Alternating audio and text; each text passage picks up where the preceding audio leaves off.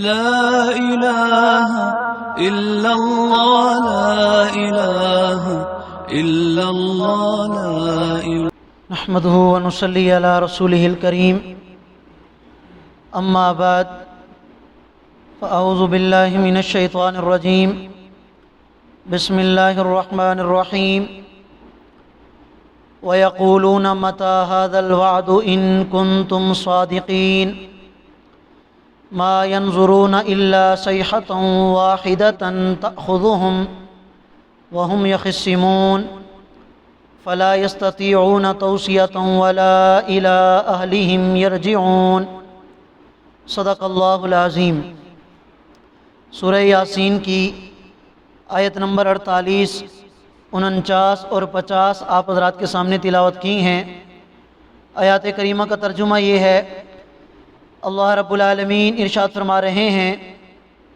کہ یہ کافر لوگ اہل ایمان سے سوال کیا کرتے تھے کہ یہ قیامت والا وعدہ کب پورا ہوگا؟ اے مسلمانوں اگر تم سچے ہو۔ ما ینظرون، یہ لوگ نہیں انتظار کر رہے، الا صیحۃ واحدہ، مگر ایک چنگھاڑ کا، تأخذہم، جو انہیں اچانک آ پکڑے گی، وہم یخصمون، کہ یہ لوگ اپنی حجت بازیوں میں مصروف ہوں گے۔ فلا یستطیعون توصیہ، پھر یہ نہ تو وصیت کرنے کی طاقت رکھیں گے، ولا الی اہلہم یرجعون، اور نہ یہ اپنے گھر والوں کے پاس لوٹ کے جائیں گے۔ اس سے ماقبل آیات کریمہ میں اللہ رب العالمین نے مسلمانوں اور کافروں کے درمیان دو مکالموں کا ذکر فرمایا ہے، جن میں سے پہلے مکالمے کے اندر یہ بات ذکر کی گئی ہے کہ اہل ایمان جب کافر لوگوں سے کہا کرتے کہ تم اپنے آپ کو اس عذاب سے بچاؤ جو تمہیں دنیا میں پہنچ سکتا ہے، اور اس عذاب سے اپنے آپ کو بچاؤ کہ جو عذاب تمہیں مرنے کے بعد ملے گا، یعنی اگر تم نے توبہ نہ کی، ایمان قبول نہ کیا، تو پھر مرنے کے بعد جو آخرت والی زندگی ہے، جو قیامت کے برپا ہونے کے بعد ہوگی، تو اس میں پھر تمہیں سخت سے سخت عذاب کا سامنا کرنا پڑے گا۔ تو اس پر یہ کافروں کا وتیرہ رہا ہے کہ وہ کافر لوگ مسلمانوں کا مذاق اڑایا کرتے تھے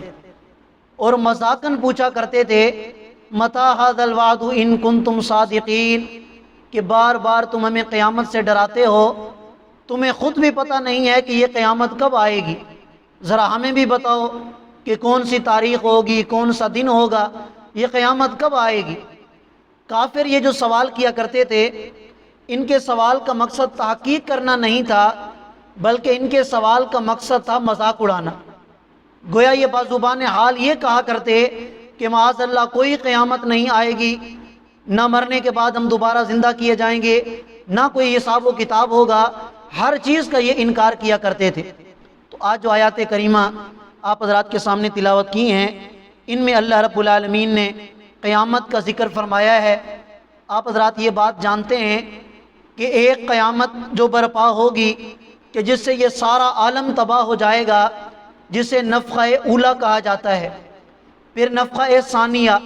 یعنی دوسری مرتبہ سور پھونکا جائے گا،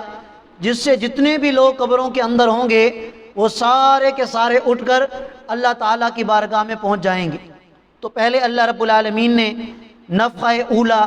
یعنی پہلی مرتبہ جو سور پھونکا جائے گا اس کا ذکر فرمایا ہے۔ فرمایا کہ یہ لوگ اسی چیخ کا انتظار کر رہے ہیں، اسی سور پھونکے جانے کا انتظار کر رہے ہیں، حالانکہ ان کو پتہ نہیں ہے، اس کا کوئی وقت مقرر نہیں، کسی کو کوئی پتہ نہیں کہ وہ کب آئے گا۔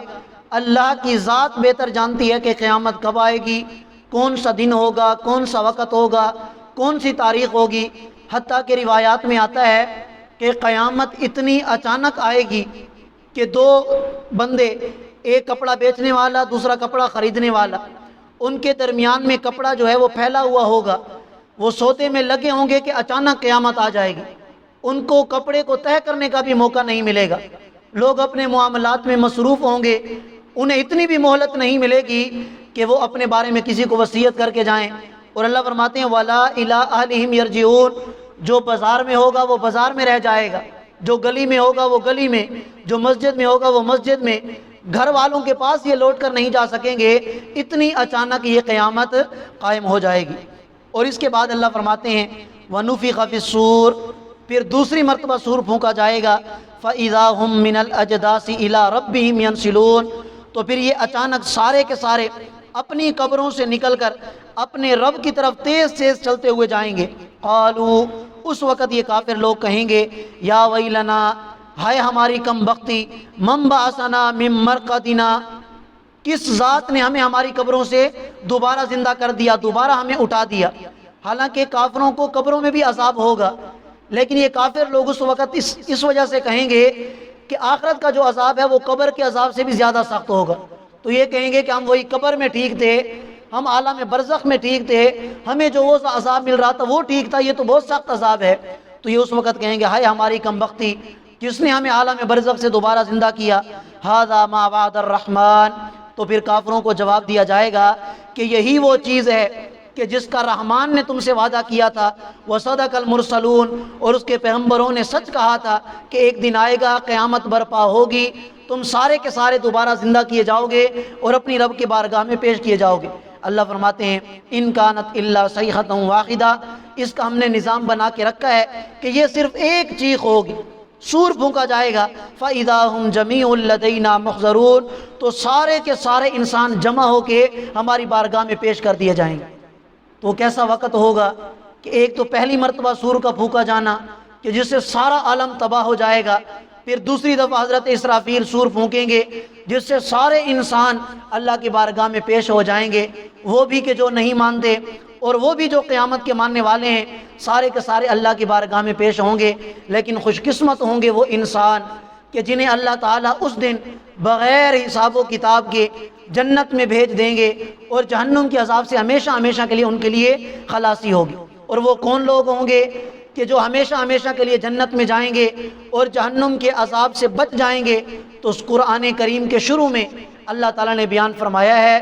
کہ یہ قرآن کریم متقی لوگوں کے لیے ہدایت ہے۔ اور متقی کون ہیں؟ یؤمنون بالغیب، غیب پر ایمان لانے والے، اور فرمایا وَيُقِيمُونَ الصَّلَاةَ،